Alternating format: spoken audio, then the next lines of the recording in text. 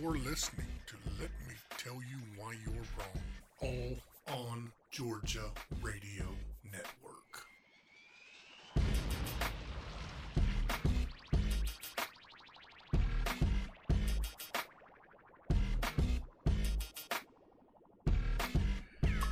Welcome to episode 93 of the Let Me Tell You Why You're Wrong podcast. I'm Dave Roberts. With me, as always, is writer, journalist, blogger, Jessica Szilagyi. Hello. How are you? I am on the right side of the grass. How was your Thanksgiving? It was fine, and it is now officially Christmas season. Officially? When do you guys put your trees up? I don't put a tree up, but it would typically be the weekend after Thanksgiving. Yes. So, one time I put my tree up before Thanksgiving because I was having company at my house for Thanksgiving, company that was not going to be coming back before the end of the year, and I just wanted, we kind of did, all the holidays, So, it made sense logistically for us. But other than that, I enjoy each individual holiday. Yeah, and if you go to I don't want to store, hear Bing effing Crosby until December 1st. Sorry. Well, the other thing too is after Halloween, I hate Halloween. I hate it. But after Halloween, we had a week of Thanksgiving decorations, and then all of a sudden everything was Christmas. So you couldn't let's say you're making Thanksgiving treats or something. I'm supposed to use red and green M&Ms. Yeah, well, Home Depot had trees up for sale and in Christmas decorations in October. It was 95 degrees in October. I was going to Home Depot, and they've got dancing Santas and crap. And I know I'm a joyless SOB. Well, I don't know if you're a Grinch about every holiday, but they all run together. We go from 4th of July to Halloween, we have a week of fall, and then it's Christmas. And I really like Christmas. I love Christmas as a holiday. I love the season. I love how people are. But you take all of that away when it runs for 2.5 months. Yeah. First of all, most Christmas music is bad. Just admit it's bad. Don't hate on the rest of Christmas music just because your favorite is Mariah Carey and the NSYNC Christmas album. Actually, Mariah Carey is not bad. I didn't know NSYNC had a Christmas album. Well, I'll send you a copy for Christmas. I'm sure you will. I'm sure you will. Just have it pop up on my screen. But no, it's fine. It's more fun for me because I've got my nephews so close and they're 6. Everything's still magical. So all that stuff I see through them. I see them on Halloween. It's fun to watch the little kids dress up. And Thanksgiving, of course, is just we have 15 people. So it's a madhouse, but it's good to be around family. And I remember when I was a kid, Thanksgiving was a big thing because all the cousins would get together and beat each other up and play football. Yeah. So it was people you don't see all the time, and I see it kind of gets the turkey gets lost in this desire to turn Christmas into a quarter of the year. Yeah. But it is the beginning of blackmail season for the little kids. True. I'm going to call Santa. I got the elf on a shelf. The snitch in the ditch. So, getting into the show, how to go from the joyous part of the season to this. What a transition, Dave.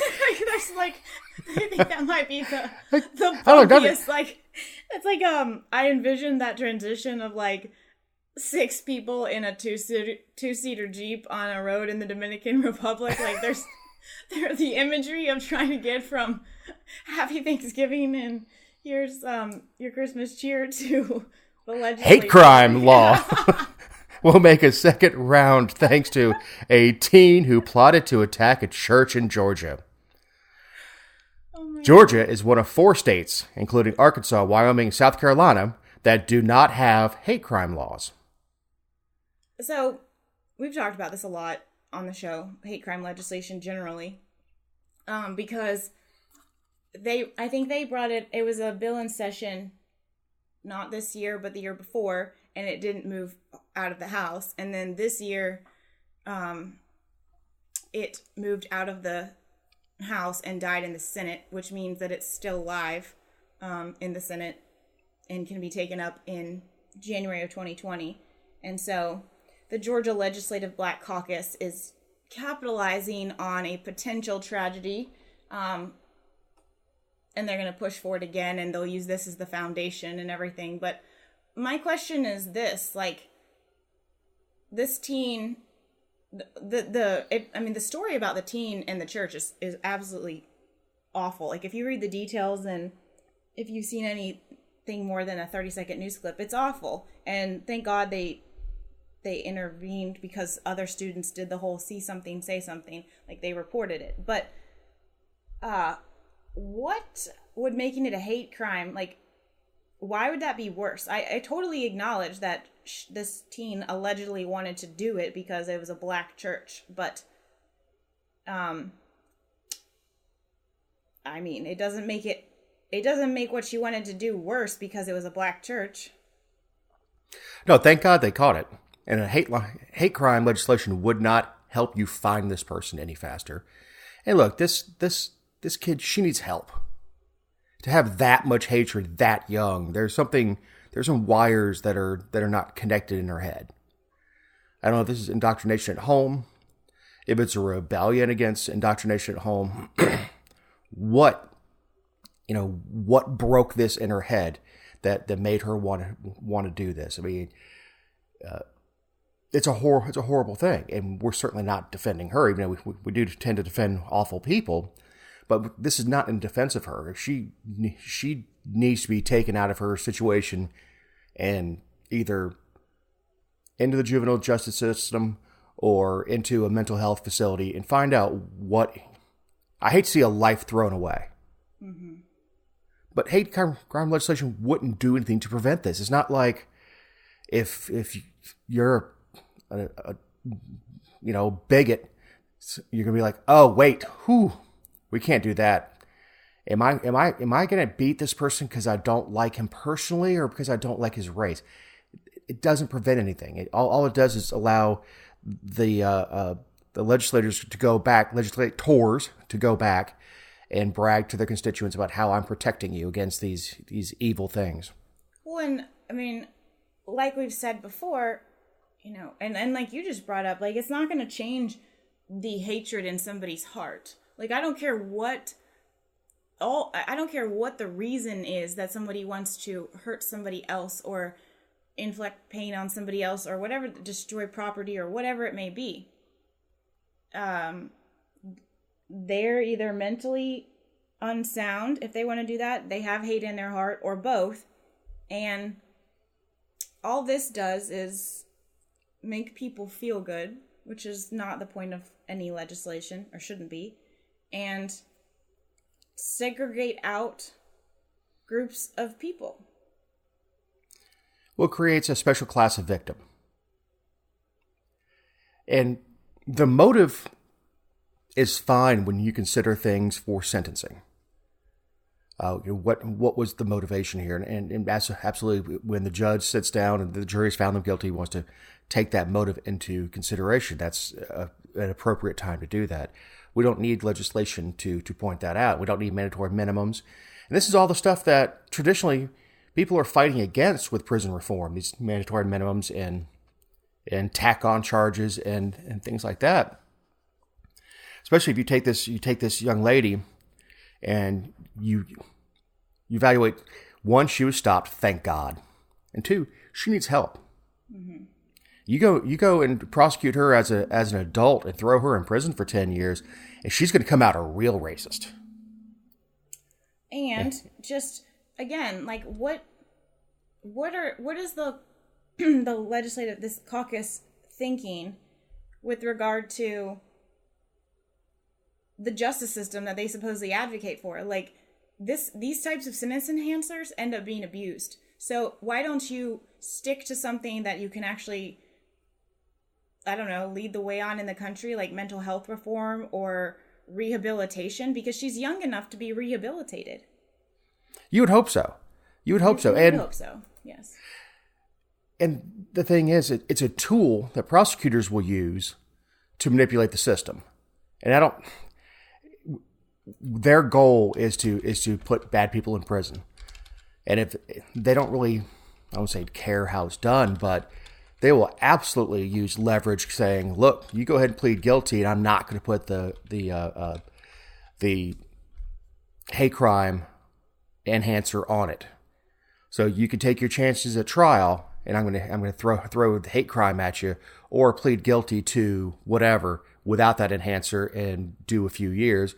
Then the prosecutor can move that case off his desk and go ahead and take the chalk mark and put up another win for him and move on to the next case."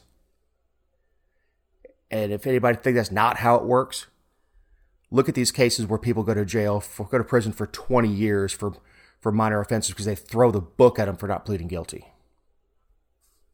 Right. So, this the special classes, I think we're heading in the wrong direction. I really do. I saw on the news last week that Gwinnett County has a separate housing unit for inmates who are veterans. I saw that as well. There's in this obviously related to the stories, but we're starting to take our society and splinter us again, and you can't take the stew pot mentality. The stew pot mentality is when you look at the pot, you see the carrots, the potatoes, you see the meat, versus a melting pot where we all become one America. And that apparently is not good for politics because they keep trying to break us into these little groups to where we're fighting against each other. Well, and at some point, enough is enough. I mean, how many ways can you diversify and split? I mean, the accommodations are going to become unreasonable and unattainable. Yeah, everybody's a victim. Well, and what happens when you fall into two classes of victim? I mean, then... do you have to pick one? Black gay veteran. Ooh. Which reason did you really... Yeah, which reason did you hate him? Was it because he's black, is because he's gay, or is it because he's a veteran? Because we have 3 different sentences based on why you hated him. Good God, man. It's too much. And that was going to be cut out and saved somehow Until you run for office. Until I run for office, and then it'll come back out, yeah. Good luck. Speaking of running for office, who should Kemp appoint for the Senate seat that Isaacson is vacating on New Year's Eve? No one. Burn it down. Yeah. I think you meant to ask who should, speaking of elections or speaking of running for office, speaking of circumventing the requirement to run for office. Like, I know this is totally permissible, but I'll never support appointing someone until we get rid of or we bar people who've been appointed from using an I next to their name during elections. And that was my hope to begin with, is that this person is going to have to immediately run for a special election in 2020, turn around in 2 years. We're talking about 2 statewide races in 2 years. It is going to be incredibly expensive. Candidate fatigue is a very real thing. People just get tired of seeing your name. I would like to see a placeholder. I'd like to see... totally agree. See someone get a gentleman's agreement that I'm not going to run in the primary. Let the primary process play itself out. Let the people pick who they want to send to Washington. And that person just sit in the seat for a year. Hold down the fort. Hold it. Yeah, keep it warm. And you other people, because the other thing that I don't think a lot of people realize is the November 2020 election is going to be, for this race specifically, it's not going to be like just 1R and 1D. It's going to be, I think they call it a jungle primary. Oh, it's going to be a madhouse. It's going to be confusing. And so let's just say that, you're like a terrible person gets it in November 2020. Like, have somebody who's been gearing up for 2 years running for 2022, like, let them dedicate their time and resources to, I don't know, for once, sending someone of quality up there. And I don't know what's worse here. Look, Isaacson needs to step down. It's his health. Doesn't need to pull John McCain, hold the seat until the very bitter end, to the point where he can't even make it to the Senate. But that's his seat, damn it. But he probably shouldn't have run 4 years ago. 100%. The only thing that we lucked out on, and I'm losing confidence more and more, and I'll talk about this in a little bit, but I'm glad it's Kemp and not Deal, because the favors that Nathan Deal owed by the end of his 8 years as a governor, and then all of the time before that, I mean, Kemp's pale in comparison to that. So I appreciate Isaacson hanging on until now, but you're right. He shouldn't have run again. He's been sick. He's been older. At what point does it become more important to spend time with your family? I've wondered that myself. But I don't know if you saw the article. Maybe it was 2 weeks ago at this point. But the Atlanta Business Chronicle did an article on the legacy of Johnny Isaacson, and they asked him, what's the most important thing that you've done in your time in elected office? Because Isaacson is the only person in Georgia history who has served in the state house, the state senate, the U.S. House representing Georgia, and the U.S. Senate representing Georgia. So, and he's been in elected office for 45 years, and he also served Cobb County and all of that. So the guy's been around. So they asked him, what's the most important thing you've done in elected office in 45 years? And do you know what he said? Hit me. He said that saving the Delta pensions for flight attendants was the most important thing he's ever done. And it was the way he felt when he looked in those flight attendants' eyes when they were in the gallery after the vote passed. He's never felt that good. Wow.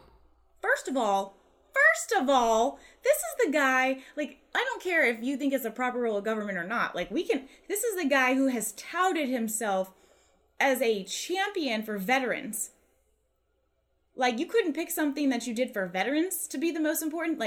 Pander a little. You pick flight attendants, pension from a private company? Really? Bro. Bro.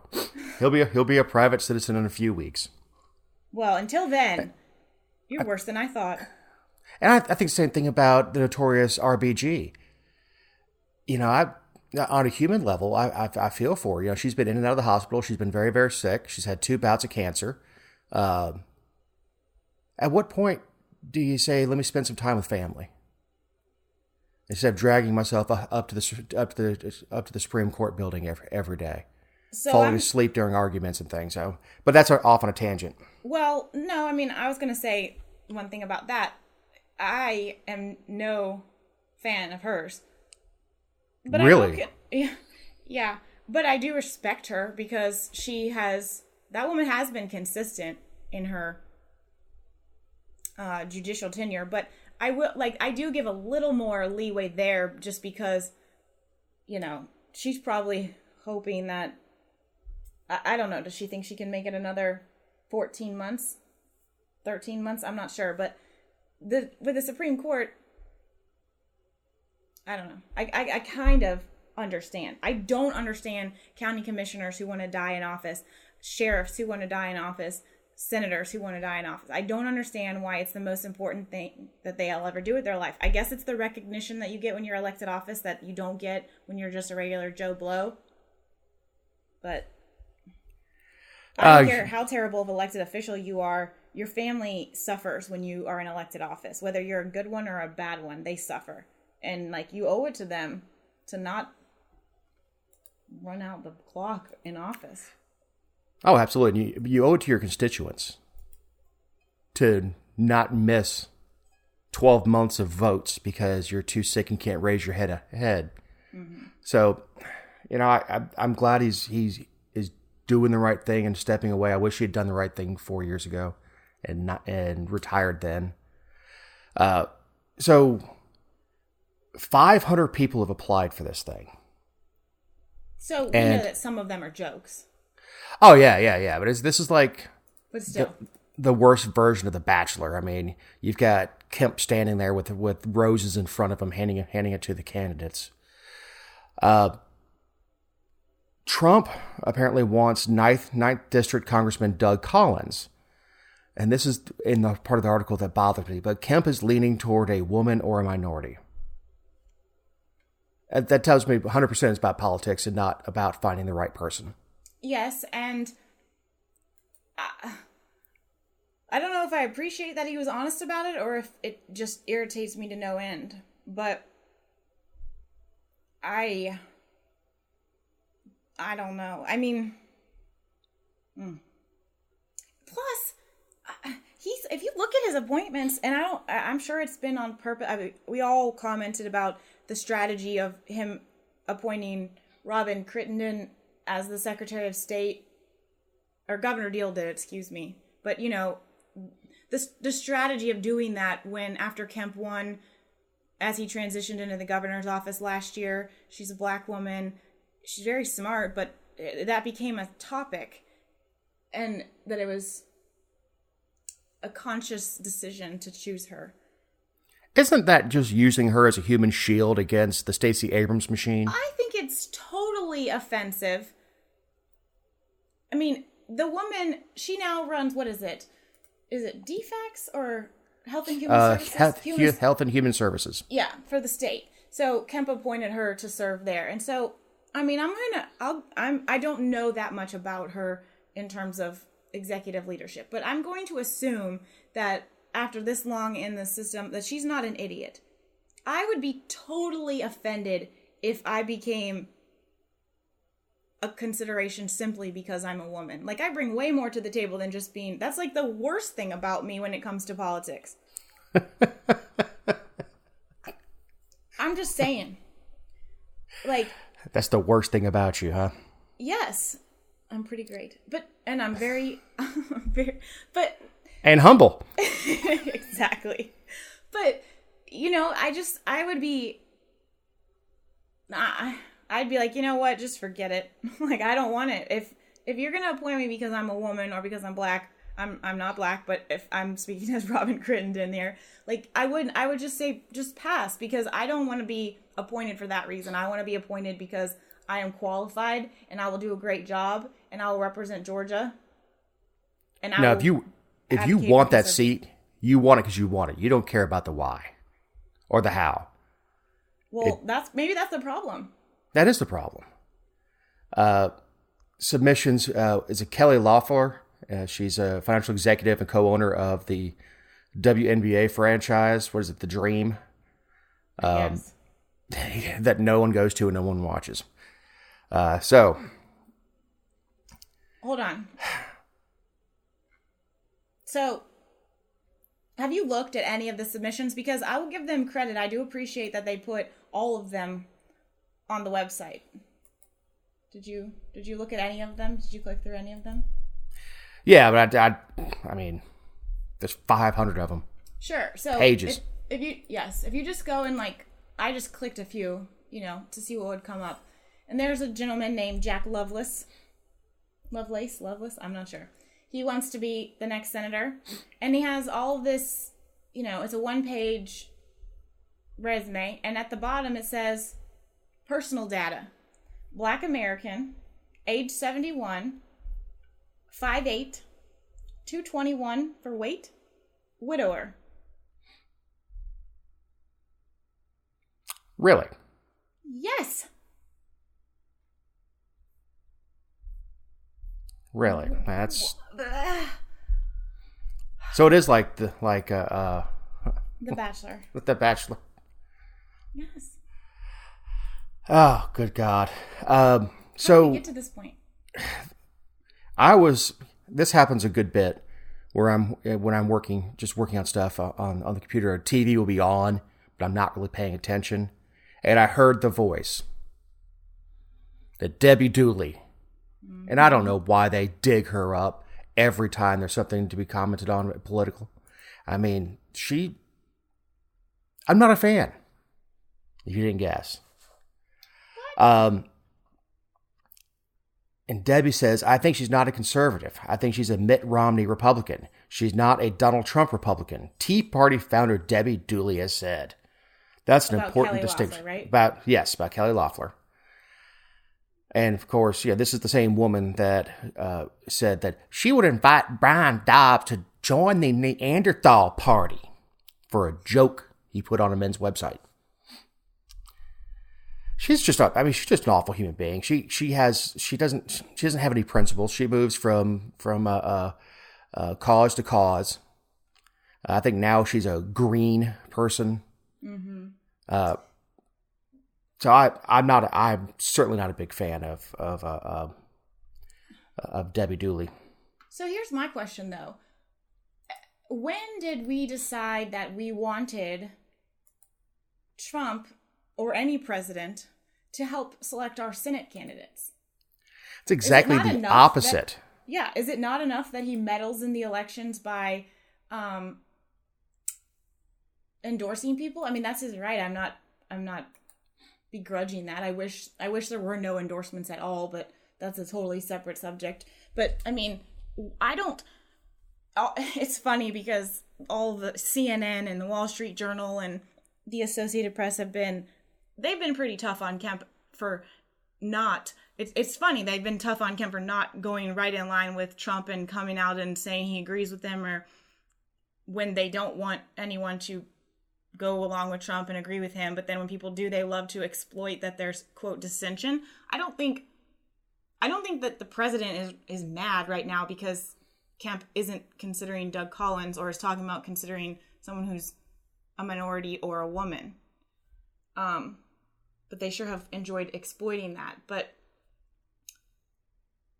I just don't, that would, at this, Kemp would be a fool to pick someone simply because the president asked him to.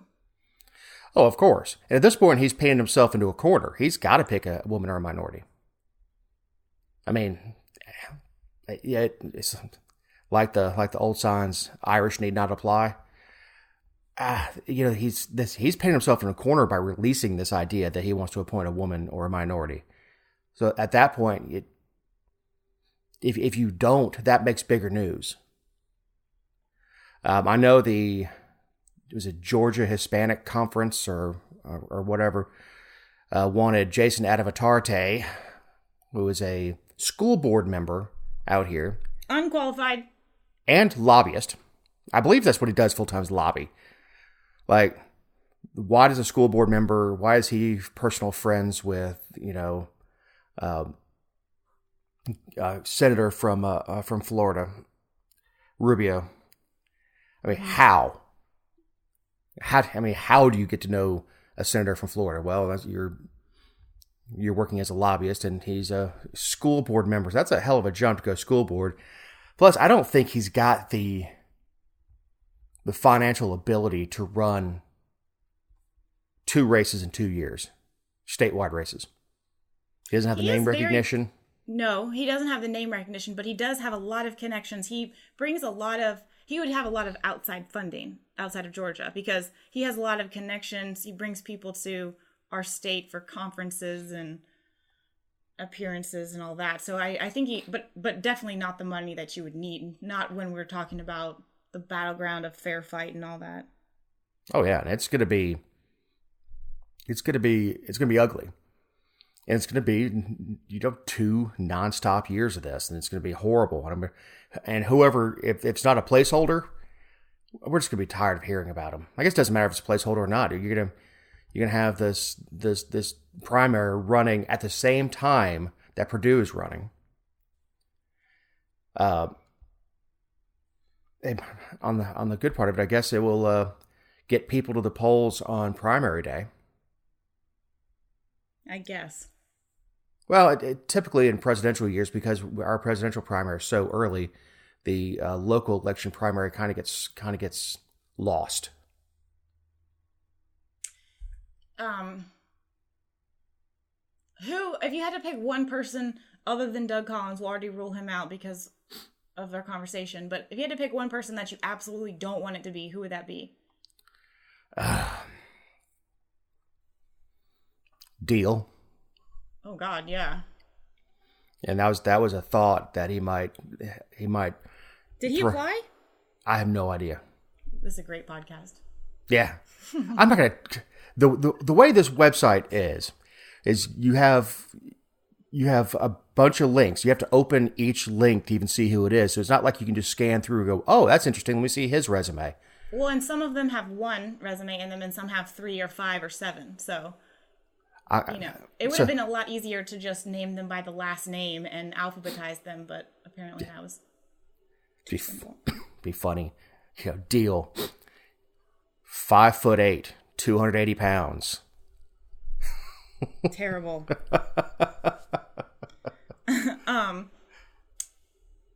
If I had to pick someone that I don't want it to be, it would be Sonny Perdue. Because Kemp and the Perdues are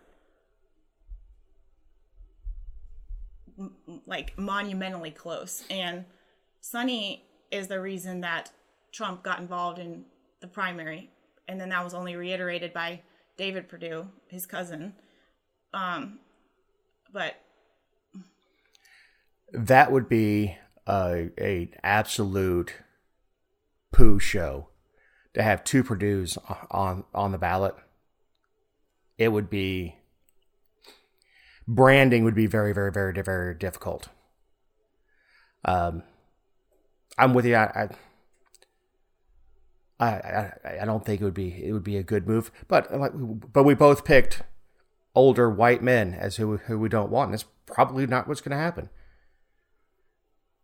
Is we're gonna get somebody who, and it's Republicans that do this. Is they try to blanket themselves with minorities. So yeah. As to try to placate Democrats who are never going to vote for you anyway.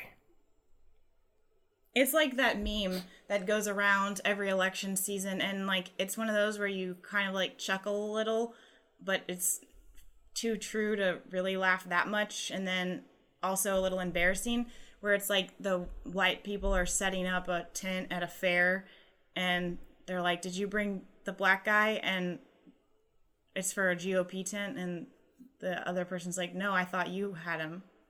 Like, that's what we're doing here. Oh, yeah, exactly what it is. It becomes a mascot thing. And that to me is more offensive than anything else. Absolutely. Now, look, if a person of color has got the qualifications and honestly believes in small government, that doesn't figure into my decision making at all. What race they are. What are you going to do once you have that office? Well, and on top of that, Kemp brought this on himself this time by saying, or his spokespeople, or however it came out the first time, because it's been reiterated by a number of people at this point, but he made this about a woman or why would you just say that? Why wouldn't you just do it? Because you want the press. Look what you did. Look at this mess. So, staying with the state, 3 former Georgia Department of Insurance employees are suing the state and Jim Beck, claiming he retaliated against them for following the state and federal investigations. Or, I guess the following. The former employees say they were ousted as retaliation because Beck thought They provided information about him to state and federal officials and the media. Did you... So, when I read the story the first time, I kind of had a hard time following it. Because it is a little bit confusing because it predates his actual tenure as insurance commissioner. But as everybody who did any research ahead of the primary or reads allongeorgia.com would know, because I pointed it out over and over and over, Beck had a muddied past and a allegedly difficult relationship with some of the people who were in office before him, and these employees were employed at the office, I guess, dating back to 2011 before. Basically, they're saying that, so Beck is saying that these people gave information to him, to the state and federal officials and the media at various points, and that's the retaliation, is that they were let go. They claim that they were just either complying with law enforcement or attorneys general or the U.S. Attorney's Office or whoever was inquiring, or with open records requests. I don't know. This isn't uncommon. I mean, they try to do this in a town as small as Brooklet. I don't know if you remember us talking about it on the show, but the interim chief who came in and tried to clean things up, they tried to reprimand him for giving information to the media through open records requests after he did it. And then they were smart enough to back up and not retaliate against him because it was so blatantly obvious. I don't know if this is as obvious because the timeline is confusing. The accusations are worrisome. For employees to say we complied with the law, talking to investigators and fulfilling open records requests, and being fired for that. Now, it is true that disciplined and fired employees often are often jilted, and you are going to view anything through that as I'm a victim, and he must have fired me for this. So obviously, not having the personnel file in front of me, it's hard to say, hey, look, this was they got fired because they sucked at their job, or if it was a personal vendetta on Beck's behalf. Well, when there's three of them, though, I mean, if it was one, I think it would be a little bit. I'm more inclined to believe a couple people versus just one. Right. Well, yeah, multiple creates a pattern. Right. And of course, Beck being charged, and if he ultimately ends up going to prison or pleading guilty or being found guilty in federal court, they'll give a lot of credence to this, as he's somebody who's trying to avoid investigation. I mean, he's an idiot if he thought that everyone was just going to play dumb and not tell what they knew, though. I mean, he thought he was the smartest guy in every room he walked into, because he thought he could steal $2 million and have shell companies and write up receipts and commit tax fraud. He just thought he was just so smart. And obviously not. Criminals are notoriously not smart. Well, I did think that, I mean, I know that these types of things are expensive because lawyers are going to lawyer, but I did think that the damages were a little excessive. The lawyer wants $1.25 million in damages, and I know that would be split between three, but I mean, come on. And then that they want to be reinstated to their jobs and get back pay and the benefits that they had. That if it is found in their favor, then I do agree with that. But $1.2 million, just cover the attorney's fees and call it a day. If you really want your job back, then, your job, your tenure, as if you never left, and your back pay. Right. Yeah, I think that's fine. And of course, they take care of the court costs and attorney's fees is fine. Yeah, the attorney wanting 1.25. That's just because he wants to. I mean, lawyers being lawyers, and it's such a relatively small amount when we talk about suing the state. And when you talk about the fact that Jim Beck's getting $120,000 to sit at home right now, right? You know, so did we touch on the arson part already? No.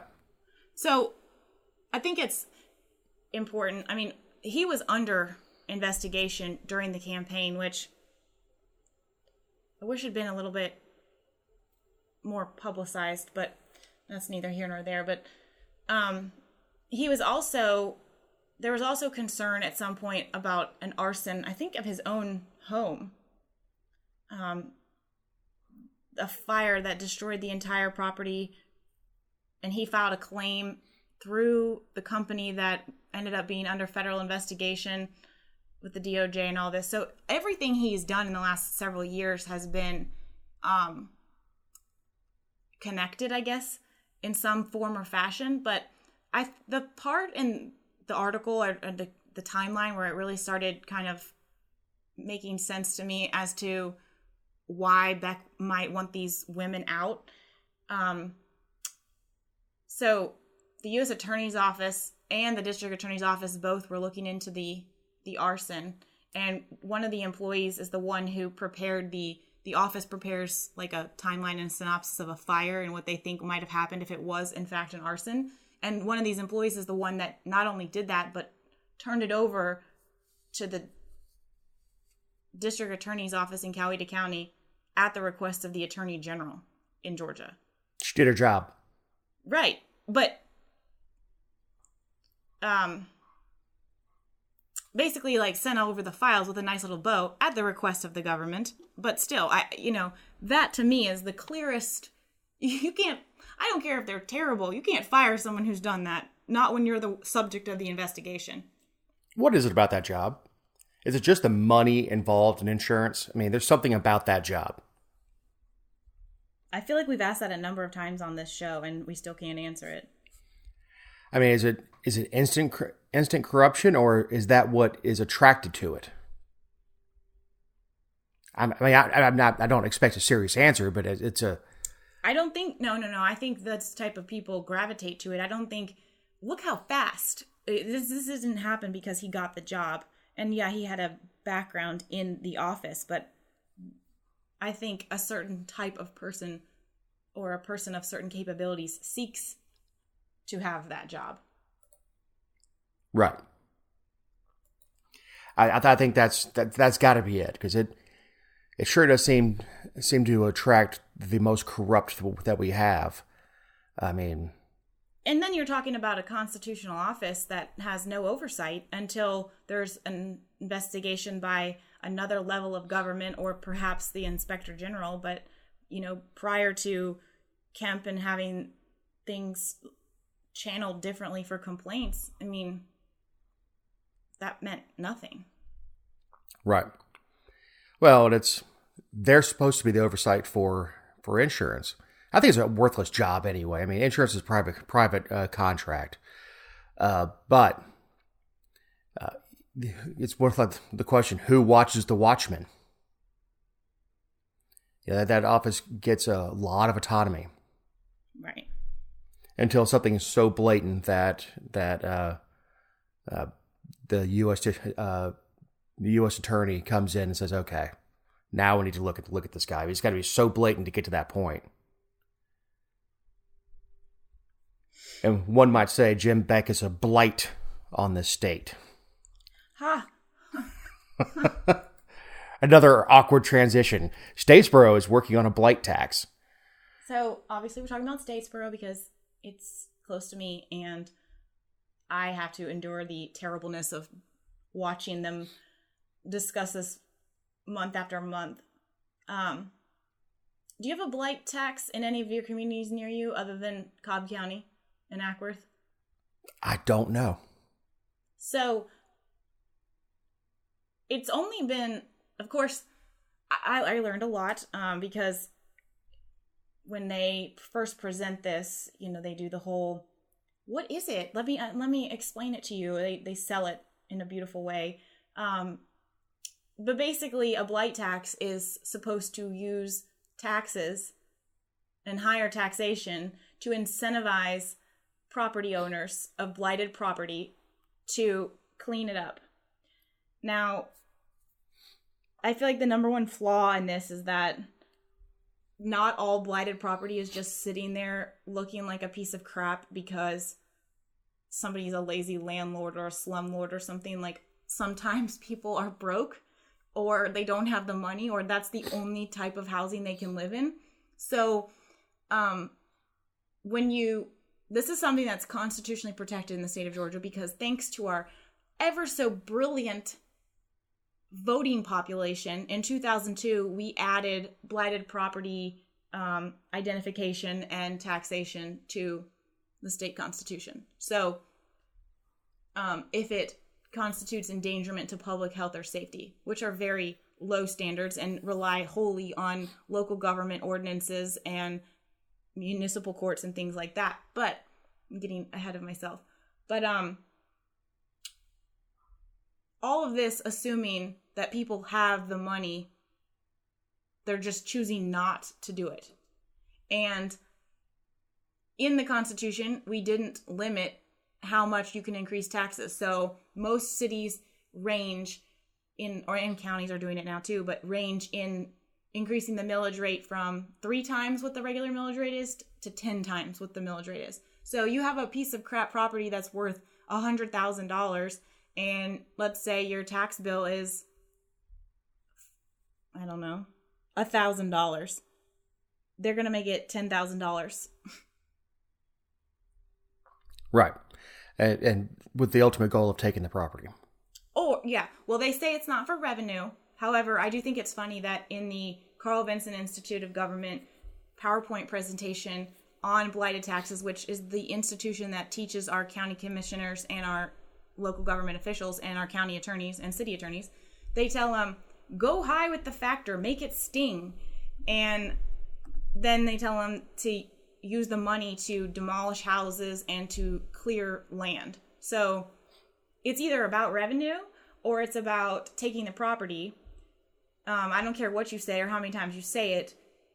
I am no idiot is going to take a house that is worth $100,000, put $25,000 into it to bring it up to the codes you have decided are sufficient for public health and safety, and then, so in Statesboro's case, they're going to offer a 3-year abatement of 50%. So for me to get $1,500 credit over 3 years after investing $25,000, after paying an extra, well, in Statesboro's case, they did 7-fold, so $21,000 in taxes. Are you kidding me? Take the freaking property, or I'm going to sell it on an auction. Well, sometimes these properties are inheritance, and it's tied up in court, and nobody's doing anything with it. You know, somebody dies, no clear will, and the property goes into disrepair while the court shakes itself out. Some of it is people just can't afford it. It could be, you want to tug at the heartstrings. It could be a single person who owns a house and gets deployed. And the definition of blight is so wide that it doesn't. Everybody has what they think, which is a roof collapsed in, half burned down shack, something like that, where you look at it and say, that's obviously blight. But when you leave it up to the government, especially a government that stands to gain something, to decide what is blight and what's not, it's a fairly dangerous thing for individual property rights. That's a great point. That's a great point that I didn't think about before either. And also, I mean, I understand that the way that it's written in the Constitution leaves it up to the locals to do it based on their ordinances. But what's blight in Alpharetta or Sandy Springs is not blight in College Park or Jonesboro or Statesboro. I mean, it's just not. Like, you're talking about different economic factors, different populations, different socioeconomic status. a whole bunch of things. And you were talked about how vague and everything. So they do require it to be uninhabited. But, well, I'm sorry. That's not true.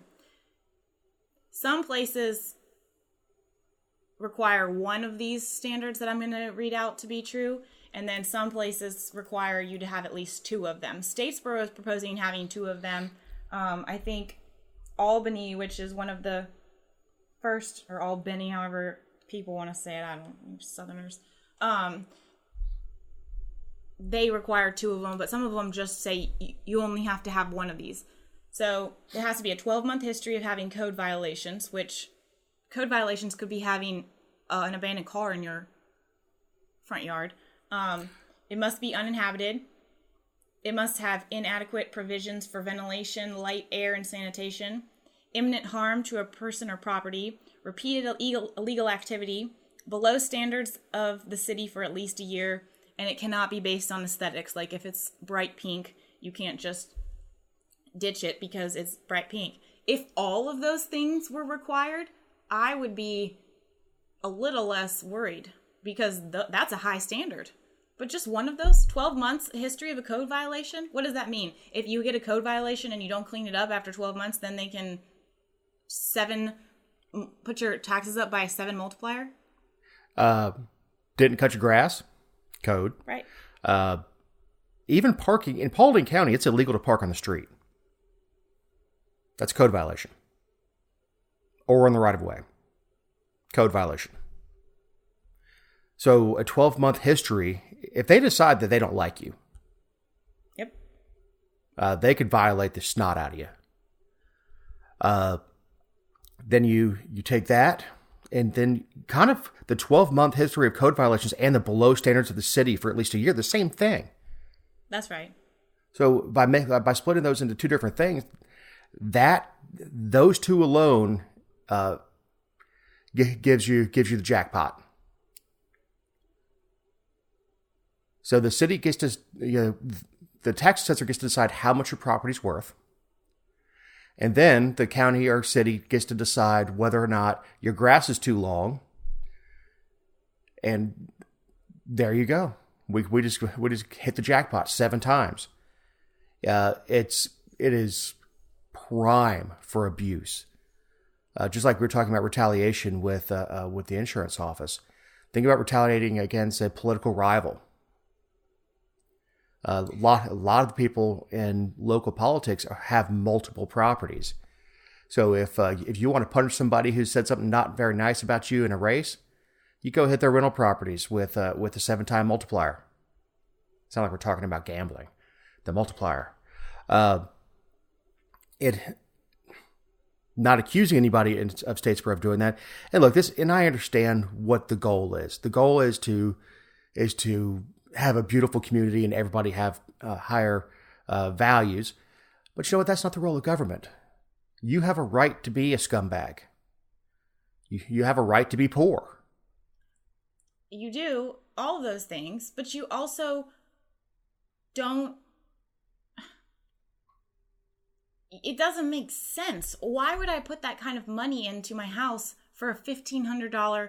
I mean, I understand that if year after year, if my taxes are $7,000 a year versus $1,000 a year,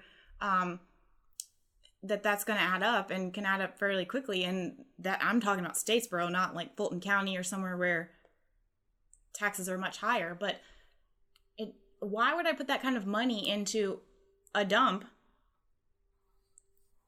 in with such little return? Zero return on That's investment. assuming you have the money to do it too. Again, Right.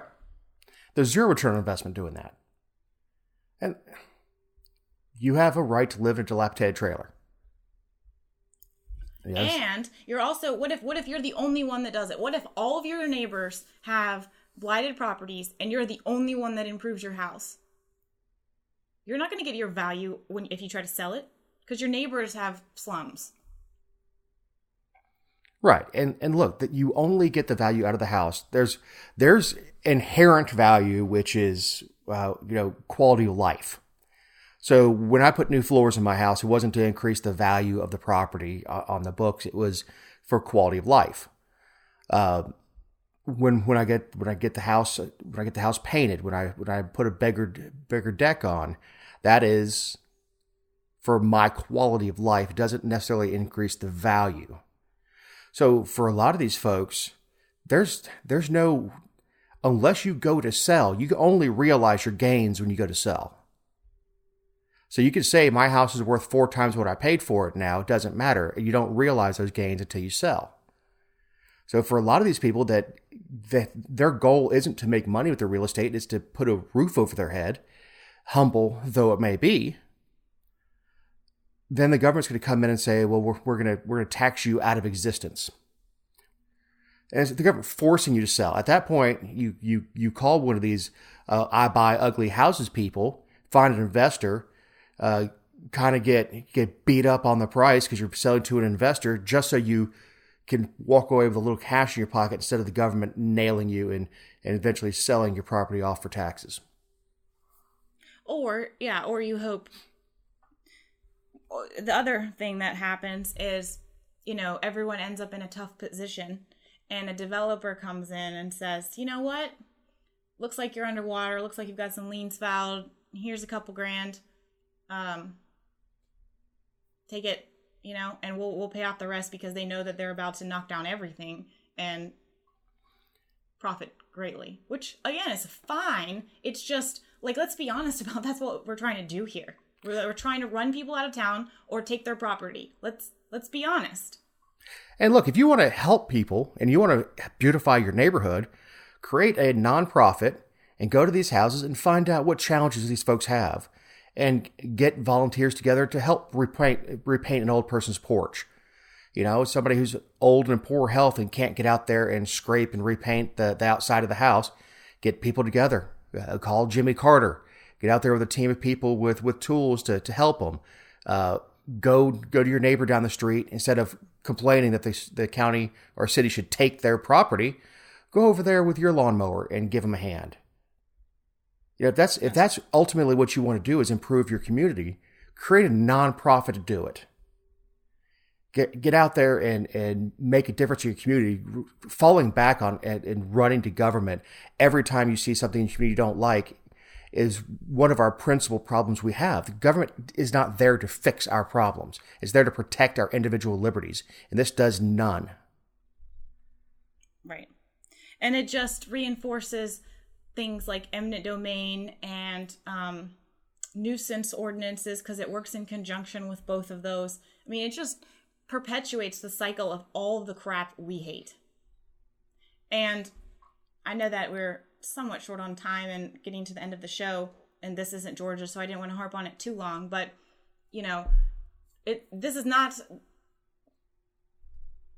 one of those things where you concede a little and say, well, I see why that would be that way. I want my neighbor's house to look that way, or I want that road down the street to look better when I drive down it because that impacts your life somehow. I don't know. But when you do that, it's like the case in Hinesville where the attorney said, if you let the government do this small feat, tomorrow they're going to get up in the morning and they're going to look you in the face and they're going to do it again and again and again, and it's going to get worse and worse and worse. And if you look at Baltimore, there's a woman who, granted, she'd been dealing with code violations for over a year, and she'd been asking for help with repairs. She'd applied for financial help with, I think, the housing department, which is government backed. And then one day she showed up to her house. There were notices on the door saying they were going to level it. And 6 days later they did. And some of her stuff was still inside because this woman's not, again, if she had the means to do it, I don't think she wants to live where things aren't great. Who would want to? Other than, who cares if they want to? They are. Like, what business is it of mine or yours or our elected officials? Right. Personal liberty. You have the right to work your way out of poverty. And this makes it very, very difficult to work your way out of poverty. Well, yeah, now where's this woman going to live? She doesn't know, first of all. But where's she supposed to take her stuff? All you've done is set her back, or you've put her in a position to apply for public housing or something else that is dependent on tax dollars. Whereas before, she was, it wasn't much, but she was paying her own way. Yeah, well, and not to harp on it, so we are running out of time. Jessica, do you have any closing thoughts?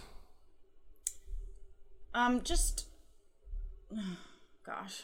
So I guess it was about a week and a half ago now, but there was an article that came out after a Department of Revenue ruling, I guess, on the legislation about the Delta fuel tax break, or it's the jet fuel tax break, but $35 million break for Delta, that they passed during the special session last year after the election, before the regular session.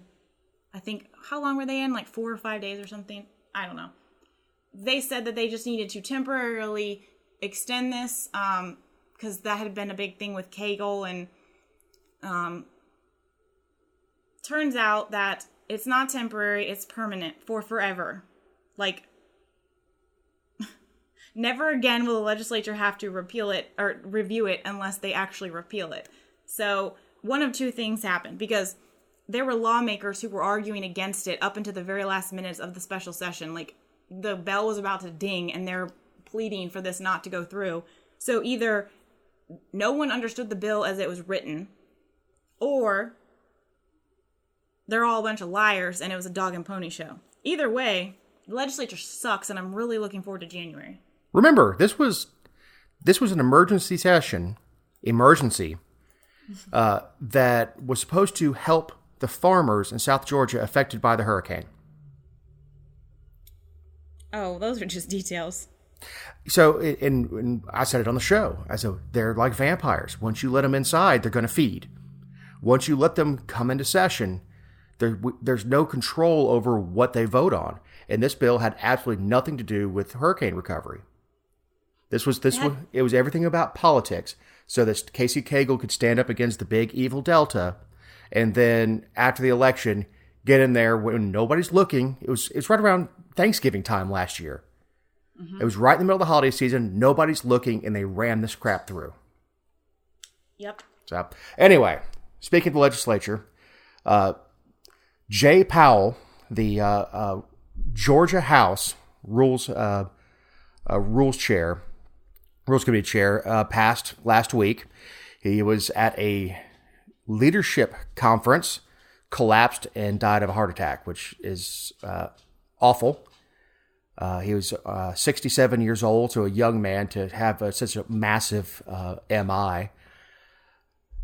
So that is newsworthy. Of course, once after somebody dies, everybody came out of the woodwork to say what a great guy he was. Stacey Abrams said what a great guy he was, because of course she wanted to make sure that she gets any attention she possibly can, regardless. Hello, Allie. The dog's made an appearance. But that was my only thought, was just to recognize the passing. Good, bad, or indifferent on policy. Hate to see somebody that young just collapse and die. And before we forget, these were our opinions, not those of all in Georgia. Yes, like and share us on social media. Give us the maximum amount of stars. Thank you very much for listening. This is Dave Roberts for Jessica Salaji. Have a great week.